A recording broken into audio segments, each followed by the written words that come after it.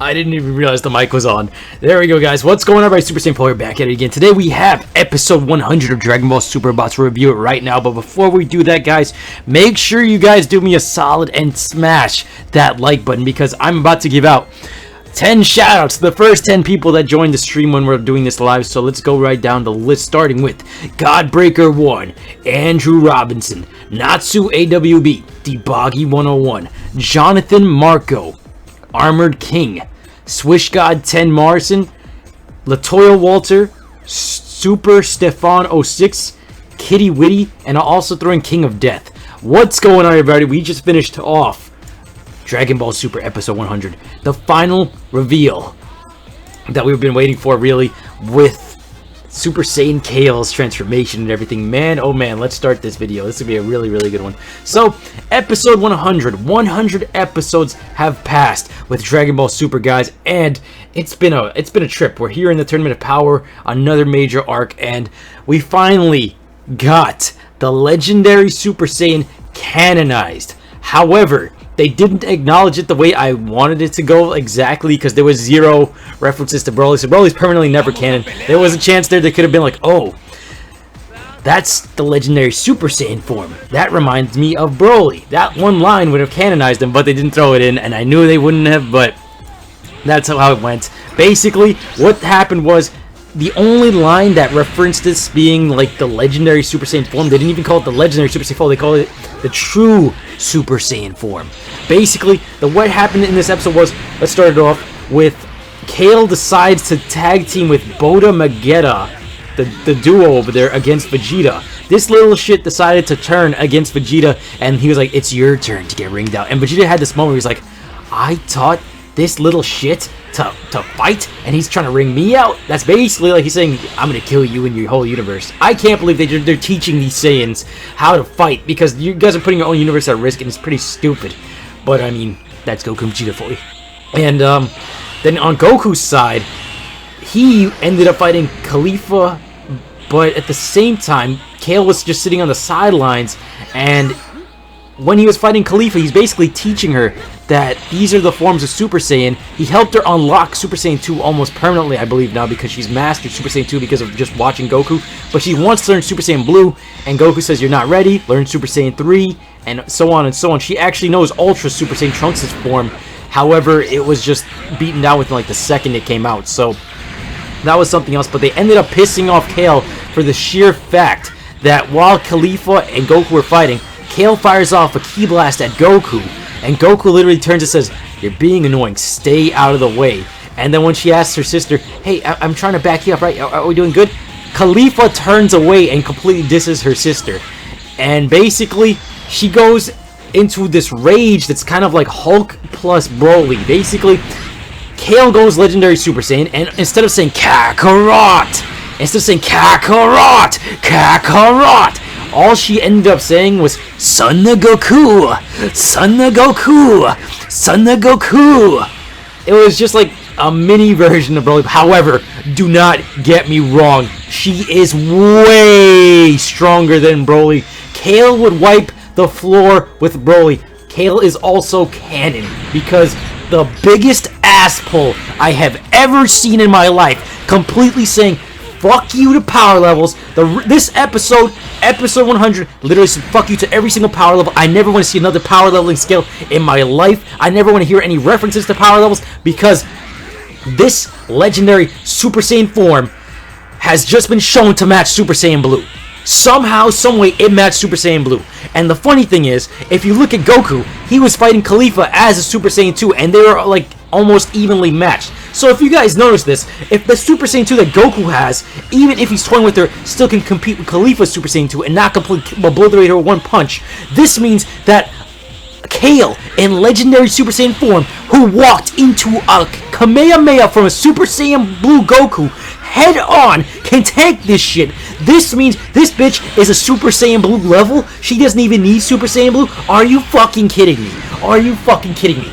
This episode was one of the biggest ass pulls I've ever seen, and on top of that, the animation was a little shoddy in some shots. A lot of shots compared to the last three. Ay, ay, ay, ay, ay. Kale failed to control her powers. She had a lot of scenes where she's just going off in a rampage, similar to Broly. However, it wasn't that sheer factor of her actually going after anybody besides Goku, like the way Broly did. Broly did it in a very vengeful way and a very artistic way, I would say, because the way he did it, he'd do it with some finesse. Kale had literally no control of herself and started blowing up the ring. It was just crazy. She almost killed people and stuff like that. I'm not sure how I would want to say if I like this form or not, because she has so much power. She has the power of a Super Saiyan Blue or even past that. It's insane. Everybody was like, yo, she just tanked Goku's Kamehameha. Now she's blasting the entire ring with all of these blasts that could potentially kill fighters. She didn't get disqualified because it didn't kill anyone. It ringed one person out. However, power levels are now uncanon because of this episode. Episode 100 of Dragon Ball Super, all power levels are uncanon. Fuck everything that has happened this far. Oh my god. I want to know how you guys react to it. Hold on, let me turn on the chat. I just wanted to get that off my chest, but for me, out of 10, what I'd give this episode, I would probably give it a 7 out of 10. I'm not sure how I like this reveal of everything with Khalifa and stuff like that. However, they did have a moment for Hit, and they had a moment for Jiren. And Jiren literally took Kale out with one attack. She did not get ringed out. He actually spared her and actually brought her back into the ring, technically. But he knocked her out of the form with a blast. One blast that just...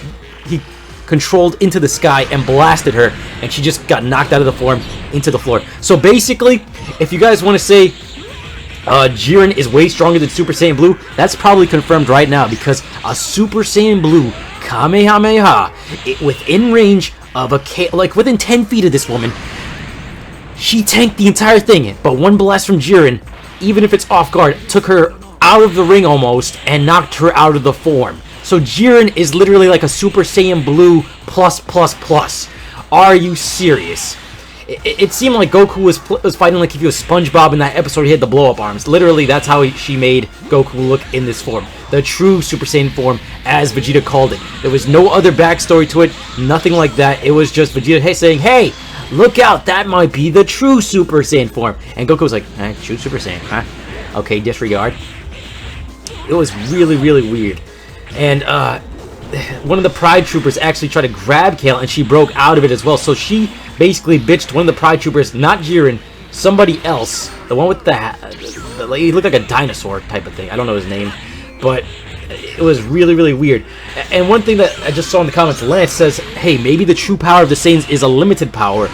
I really wouldn't know, because Kale, she launched one of these attacks that literally started blasting everywhere. Like, the entire stage was almost covered up in these blasts. I don't know how everybody dodged it, but it was really, really, I don't know how to put it, awesome. It was basically an entire homage to Broly, because that scene where she basically earthbended an entire platform, a rock, out of the stage, stood on it, like in the Broly movie 2, I believe, yeah, in the second Broly movie, and literally started blasting everything. That was like exactly the way Broly did it. The way she was saying, Son of Goku, Son of Goku, Son of Goku, you made my sister call me irrelevant. You made me angry because my sister just turned on me because I'm a weakling. I don't know if I like that or not. It was kind of weird. It was like basically Kale's a bitch. Just a whiny. Not even like in the terms, I'm talking like Yamcha level. She was Yamcha bitch level. Like Yamcha is already a bitch. And she literally stooped to that level. That's how Khalifa looked at it. She's like, you's a Yamcha. You basically is a Yamcha right now. Leave us alone.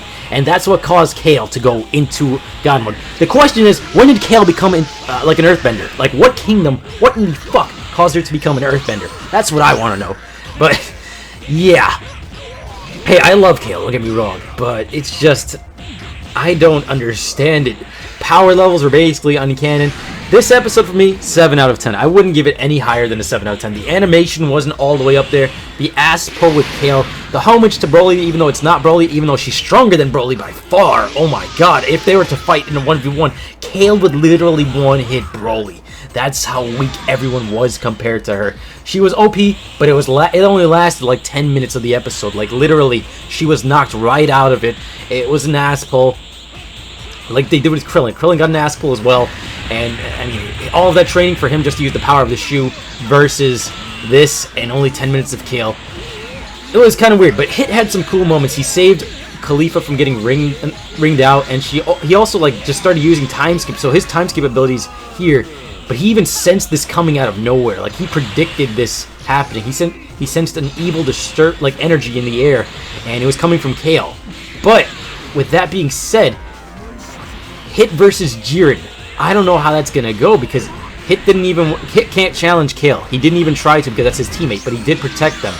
And even though he did that, we just saw Jiren's spectacle of power. Regardless if power levels are uncanon, it's still stronger than what Goku was putting out. The only way you can justify Goku getting bitched like that, because Goku got bottom bitched by Kale, is if Goku was holding back in its entirety. But dude, he really had to have been holding back, because he literally got walked right up to, threw a Kamehameha in Super Saiyan Blue, and grabbed in the face. Are you serious?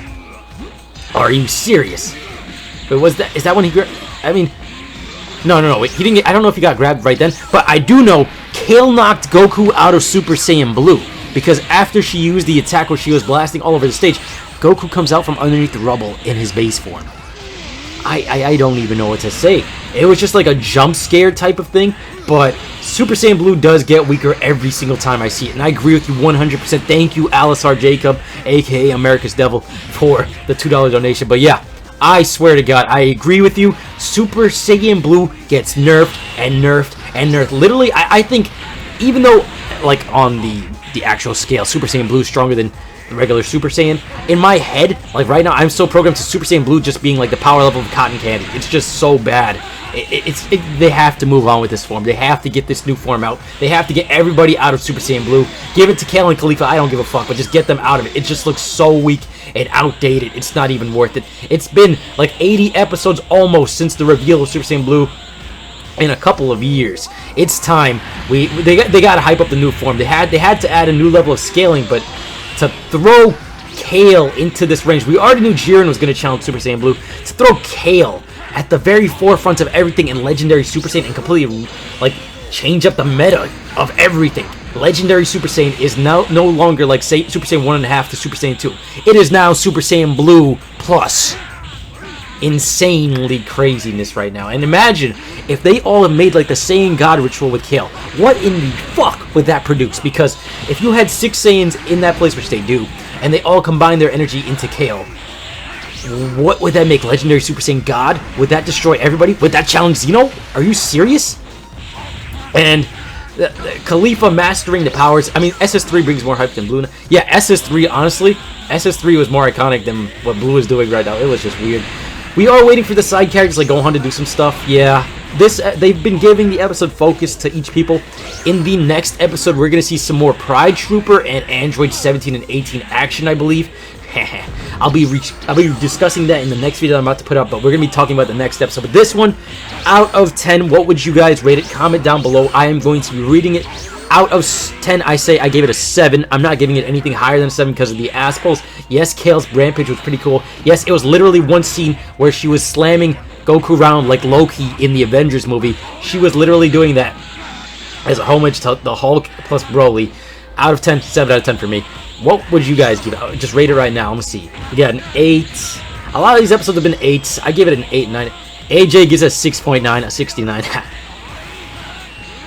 Magali Marcelin gives it a 5, like 6 from Jameer.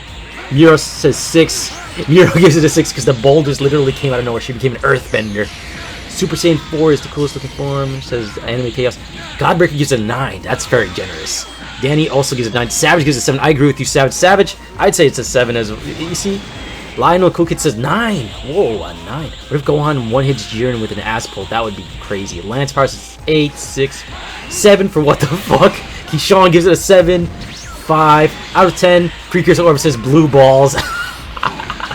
Alistar Jacob 7. Uzi 5.5. You know, if you average all of this, I think it's a 7 because between the 9s and then the 5s, it's a 7. I'd give it a 7, and I think it averages out to what everybody's saying. Okay, so we'll get some 9s. A lot of people were waiting for this reveal for a long time, and it's like a celebration for us because this being episode 100, this is a milestone for Dragon Ball Super. We got Dragon Ball Super back for after how long? Like Dragon Ball Z after how long? And I think they went a little cheap with the animation in some scenes. A lot of these scenes, it just didn't look right. And you saw like the episode 5 of Dragon Ball Super animation in some of them with the background characters and stuff.